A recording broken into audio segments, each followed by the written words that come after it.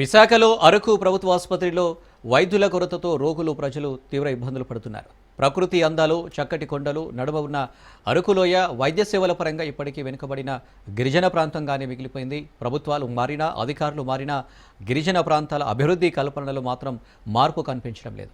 150 పడకల సామర్థ్యం గల అరకు ప్రభుత్వ హెల్త్ సెంటర్లో వైద్య సిబ్బంది తీవ్ర కొరత ప్రజలను ఆందోళనకు గురి చేస్తుంది. అత్యవసర పరిస్థితుల్లో కూడా ప్రజలు తగిన వైద్య సేవలు పొందలేక ఇబ్బందులు పడుతున్నారు. అరకు ఆసుపత్రిలో మౌలిక వసతులు కల్పించాలంటూ కూడా ప్రజలు కోరుతున్నారు.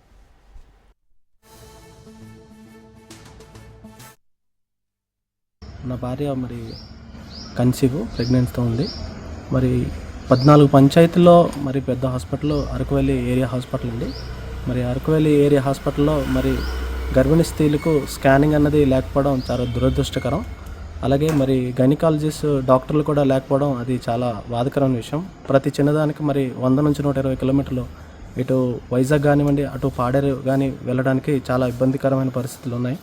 కాబట్టి గవర్నమెంట్ దయవుంచి స్పందించి అరకువెల్లి ఏరియా హాస్పిటల్లో స్కానింగ్ కొరకు కావాల్సిన సదుపాయాలు, అలాగే డాక్టర్లని సదుపాయాలను కలుగజేస్తారని గవర్నమెంట్కి వినతి తెలియపరుస్తూ, అరకువెల్లి ప్రాంతంలో ఎంత పెద్ద హాస్పిటల్ ఉంది కానివ్వండి, 150 బెడ్లు దగ్గర ఉన్నాయి. ఈ 150 బెడ్లలో కూడా 14 పంచాయతీల నుంచి అనేక మంది గిరిజన ప్రజలు వచ్చి మెడికల్ పరంగా చాలా ఇబ్బందులు పడుతున్నటువంటి పరిస్థితి.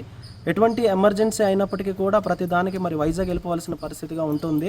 ఇక్కడ ఏరియా హాస్పిటల్లో ఉన్నాము. ఇక్కడ మౌలిక సదుపాయాలు చూసుకుంటే ముఖ్యంగా అంబులెన్స్ అండి. అంబులెన్స్ ఒకటే ఉంది. ఒక్కొక్కసారి 2-3 పేషెంట్లు కూడా ఒకే అంబులెన్స్లో తీసుకెళ్లే పరిస్థితి ఉంది. ఇంకోటి ఏంటంటే రేడియాలజిస్టు ఇక్కడైతే లేరు. ఏ స్కానింగ్ కూడాను ఇటు పాడేరు లేదంటే విశాఖపట్నం నుంచి 120 కిలోమీటర్స్, అలాగే పాడేరు 45 కిలోమీటర్స్ వస్తుంది. సో ట్రాన్స్పోర్ట్ కూడా అంతగా ఉండదు. పేదలు వెళ్ళాలని అంటే కొంచెం ఇబ్బంది. కాబట్టి గవర్నమెంట్ చొరవ తీసుకొని రేడియాలజిస్ట్ని అలాగే స్కానింగ్ ఏర్పాటు చేయాలి. అలాగే అంబులెన్స్ కొరత కూడా చాలా ఎక్కువగా ఉంది. అంబులెన్స్ కూడా ఏర్పాటు చేస్తే కొంచెం బాగుంటుంది. పేషెంట్లు చాలా ఇబ్బంది పడుతున్నారు. నా పేరు డాక్టర్ రాము, ఏరియా హాస్పిటల్ అరకువెల్లి సూపరింటెండెంట్ అండి. ప్రస్తుతానికి మనకి ఏరియా హాస్పిటల్లో అదర్ సర్వీసెస్ అన్నీ బాగానే జరుగుతూ ఉన్నాయండి.